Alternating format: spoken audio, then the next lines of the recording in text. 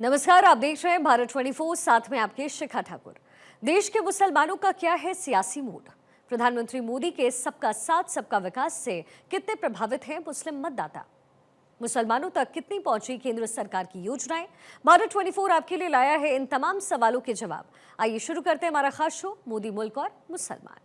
उन्होंने अपने स्पीच में यूएस के अंदर बोला था कि मेरा एक सपना है कि मैं देखना चाहता हूँ कि मुसलमान के बच्चे के एक हाथ में लैपटॉप और एक हाथ में कुरान हो। तो उन्होंने ये कर दिखाया।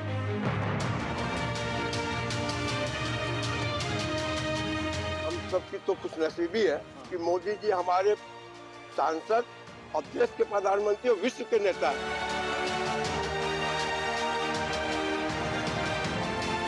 आज माननीय मोदी जी का सारा राष्ट्र के हित के लिए जो कार्य उन्होंने किया है, खास करके बनारस के लिए, तो हम तो गर्व से कह सकते हैं कि हमारे सांसद हैं, तीसरी बार देश के प्रधानमंत्री हैं और मुस्लिमों के दिलों में राज करते हैं।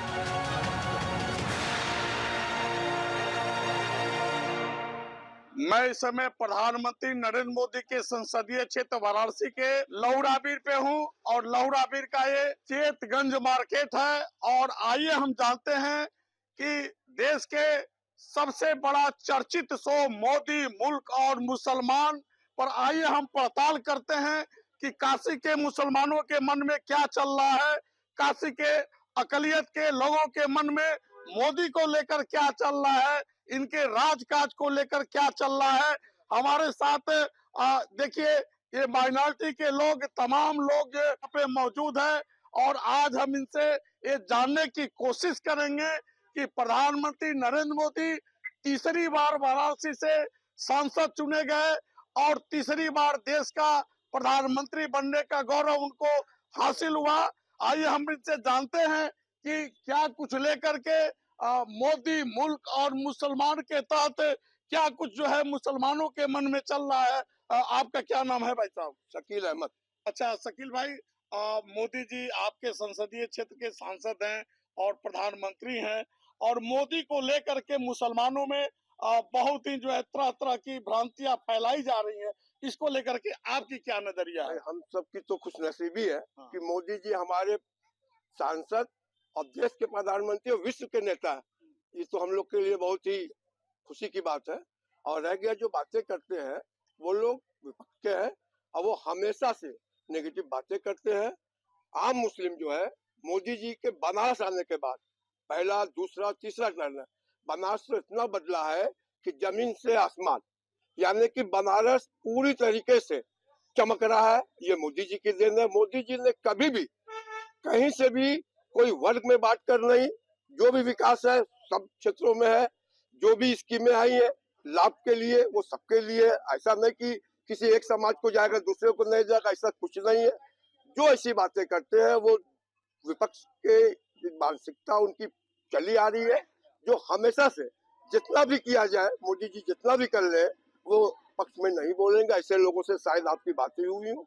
हम भी मुस्लिम हैं और समाज के मुस्लिम समाज के कई संगठनों से जुड़ा हुआ हूँ, मगर मोदी जी ने बनारस के लिए पूरे मुल्क के लिए जो काम किया है वो बोल रहा है, दिख रहा है। अगर किसी को नहीं दिखता है तो हो सकता है उसके चश्मे का नंबर उसको सही कराना होगा।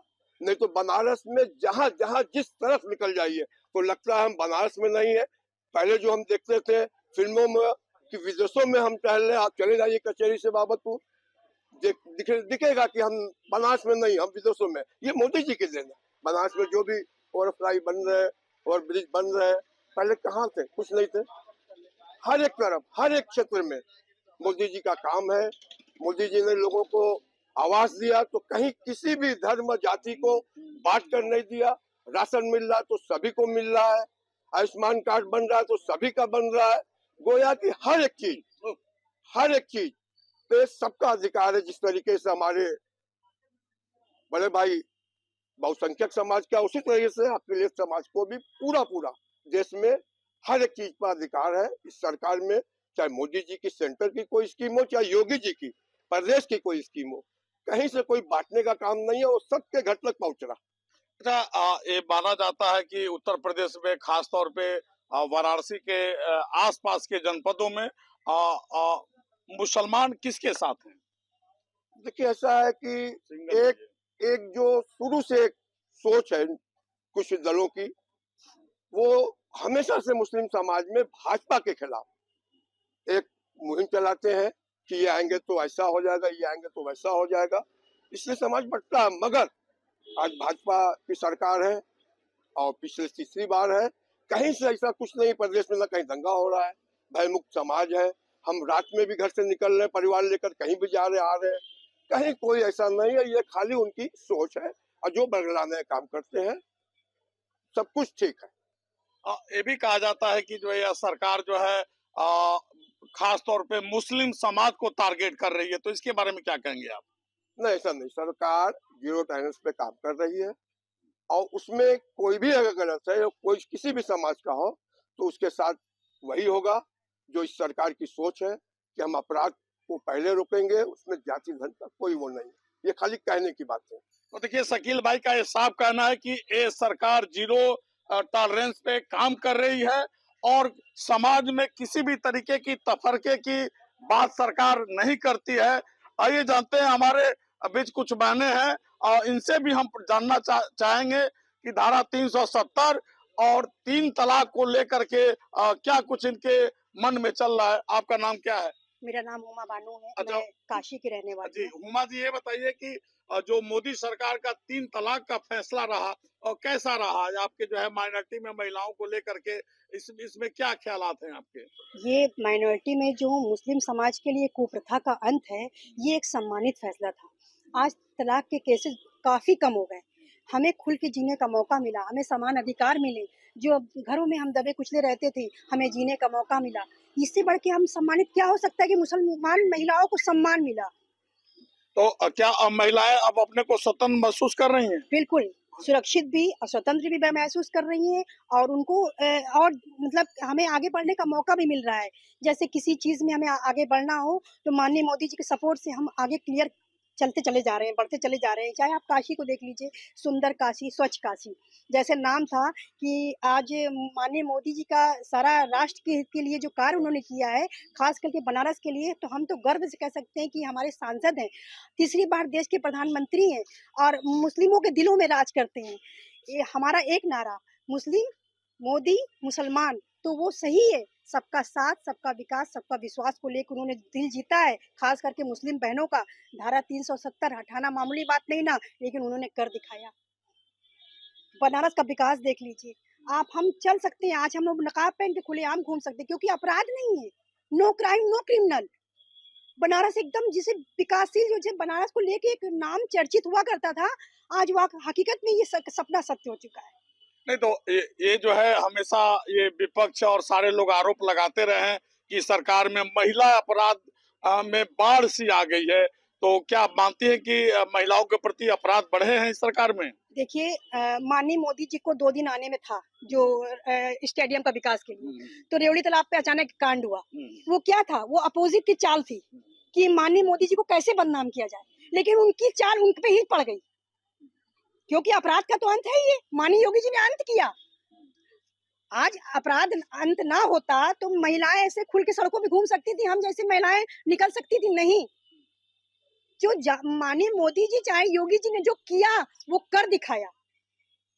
आज हम खुल के शिक्षा ले रहे हैं, एक हाथ में कुरान, दूसरे हाथ में लैपटॉप, तो वो सच कर दिखाया। सपना जो था हमारा, ये विकास का एक सपना, हम लोग सोचते थे कि हम लोग काशी, कब हम लोग काशी का विकास देखेंगे। आज हम लोग खुल के जी रहे हैं काशी में। तो देखिए, हुमा जी का कहना है कि मोदी सरकार में एक हाथ में कुरान और दूसरे हाथ में लैपटॉप लेने की आजादी मिली है। चाहे उज्ज्वला गैस हो, आयुष्मान कार्ड हो, सबसे ज्यादा लाभार्थी मुस्लिम ही निकलेगा आपको, खास करके काशी में। अच्छा, आवास मिला है मुस्लिमों को? बिल्कुल, आप जाइए वहाँ हरहुआ वरैया क्षेत्र में देख लीजिए, ये पांडेपुर वगैरह में बिल्कुल मिला है। सबसे ज्यादा लाभार्थी गैस की, उज्ज्वला गैस की हैं, जो मैंने खुद दिलवाया उन लोगों को। आज खुश है, खुद कहती हैं कि माननीय मोदी जी ने हम लोग को रोटी सेकने का एक मौका दे दिया कि हमारे पास चूल्हा जो था वो ऐसे हम लोग लकड़ियों में फूकते थे, लेकिन आज गैस पे पका रहे। एक सपना हम लोग का साकार हुआ। तो आइए शकील भाई, ये जो प्रधानमंत्री आवास योजना है, उज्ज्वला योजना है और तमाम माइनॉरिटी को लेकर के, सबसे बड़ी बात की मदरसों को लेकर के विपक्ष लगातार हमलावर है सरकार के ऊपर, तो जो मदरसों के लिए जो नियम बनाए जा रहे हैं उसके पीछे क्या मंशा है सरकार की, और आप क्या कुछ कहना चाहेंगे? देखिए, जहाँ तक मदरसों की बात है, जो मदरसे सही और जो शिक्षा दे रहे बच्चों को, वो सारे मदरसे वाले कहीं से कहीं कोई दिक्कत में नहीं है। अब कुछ लोगों ने पिछली सरकारों में लाभ देकर या किसी भी तरीके से मदरसों को कागज पे बना लिया, मदरसा है ही नहीं है, तो ऐसे को तो दिक्कत आएगी। इसलिए कि सरकार जो है साफ सुथरी अगर नारा देती है तो उसको जमीन पर उतारना है। मदरसा है नहीं, आप जो है फंड ले रहे हैं, सरकार से लाभ ले रहे हैं, तो बस उन्हीं को दिक्कत होगी। सही मदरसे सारे चल रहे, सारे बच्चे शिक्षित हो रहे हैं, कहीं कुछ भी ऐसी बातें नहीं हमारे समझ में आती है। और रह गया बनारस की बात, आप देख लीजिए, काशी विश्वनाथ जी का मंदिर का रास्ता नहीं मिल रहा करते थे जाने के दर्शन के, आज वहाँ पे कॉरिडोर देखिए, कितने बाहर से लोग आ रहे हैं, कितना बनारस में व्यापार बढ़ा, चाहे वो रिक्शे वाले हो, टोटो वाले हो, टेम्पो वाले हो, माझी समाज हो। हुमा जी, आप कह रहे थी काशी और मोदी के रिलेशन के बारे में, काशी और मोदी और मुसलमानों के रिलेशन के बारे में कह रही थी आप। देखिए, काशी की महिलाओं की फुल आवाज है, न दूरी है न खाई, मोदी हमारा भाई। न दूरी है न खाई है, मोदी हमारा भाई है, सबके दिलों में राज करने वाले। जी जी।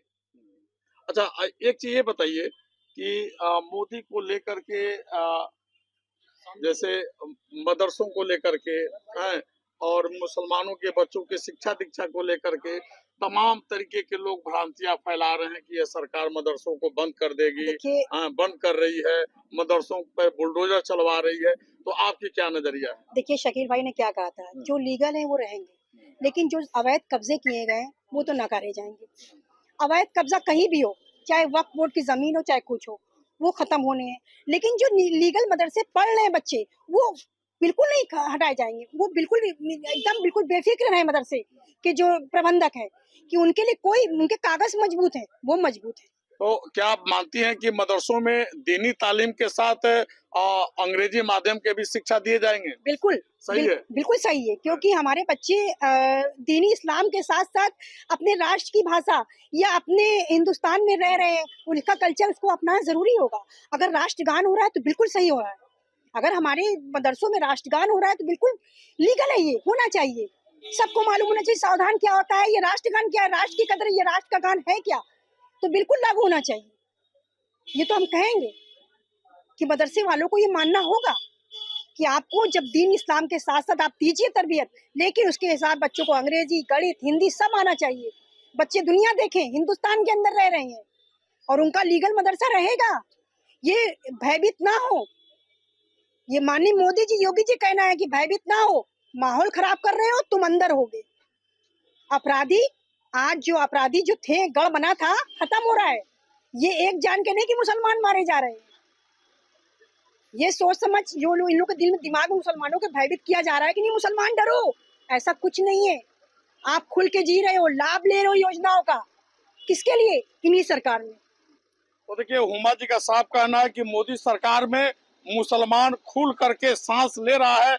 आइए हम फिर जानते हैं शकील भाई से कि शकील भाई, ये बताइए कि ये माइनॉरिटी में बड़ी तेजी से चर्चा है कि यह सरकार मदरसों को ही खत्म कर दी, वक्फ बोर्ड की संपत्तियों पर सरकार कब्जा करने की साजिश रच रही है, तो आपके हिसाब से मुसलमानों के मन में क्या कुछ चल रहा है वक्फ बोर्ड को लेकर के? देखिए, मुस्लिम समाज के मन में साफ है कि जो भी होगा सही होगा। अभी देख लीजिए आप, अजीज पाशा का फैसला सुप्रीम कोर्ट में 65-67 का आज 24 में जो पलटा है कि नहीं, अलीगढ़ पे और माइनॉरिटीज का हक है, आगे 3 बेंच पे सरकार आए, तो बहुत बड़ी बात है। तो इसलिए ये लोग घबराए ना। और रह गया विपक्ष, तो उसका तो वोट बैंक है, वो तो हमेशा इस्तेमाल किए वोट बैंक समझकर। तुष्टीकरण की ये सरकार नहीं करती है, काम करती है जो जमीन पर दिखता है।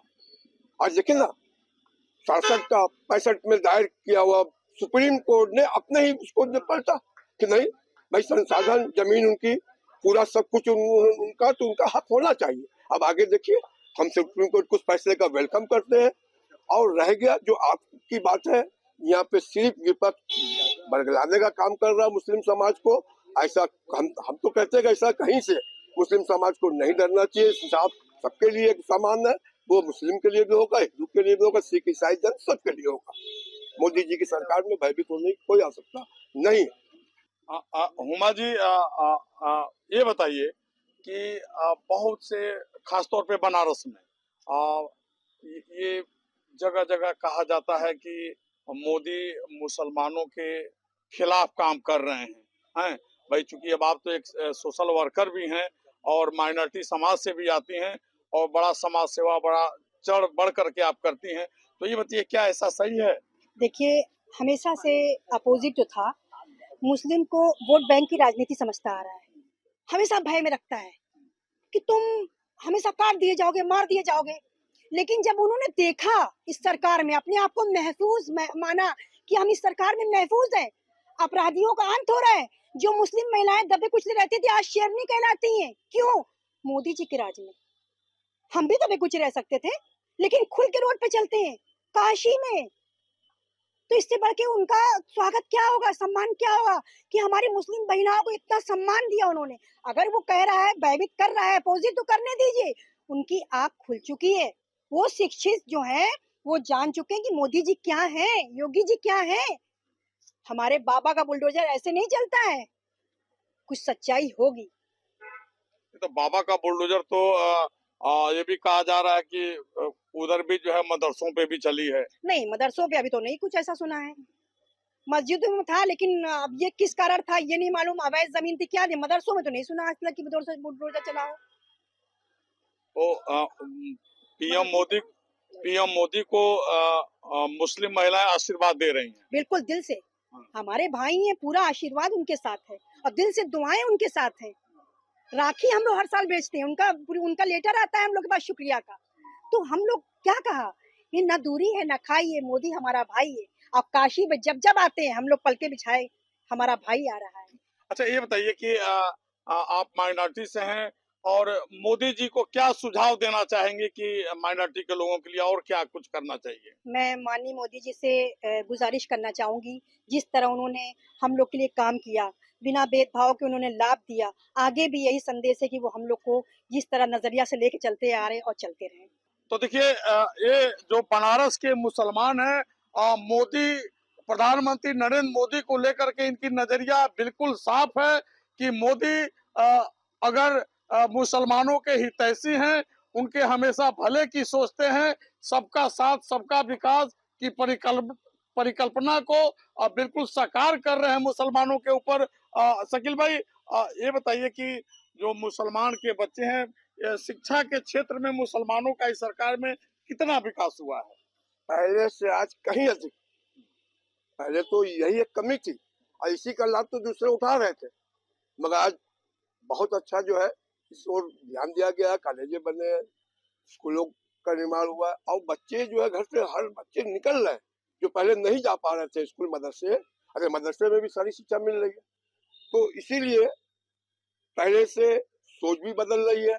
आज हम आपसे मोदी जी की विपक्ष तो कह रहा है खिलाफ, हम कह रहे हैं ना मोदी जी ने काम किया है, तो अब हमारे पीछे जो हमारा जनरेशन आ रहा है जो आज पढ़ रहा है, यही कहेगा कि नहीं हमारे पापा सही कहते रहे, कल शिक्षा थी नहीं, आज तो बहुत अच्छा शिक्षा जगत में हर एक क्षेत्र में विकास हुआ। तो आइए हम जो है हुमा जी से जानते हैं कि सबसे चर्चित इस समय एक मामला चल रहा है ज्ञान वापी का।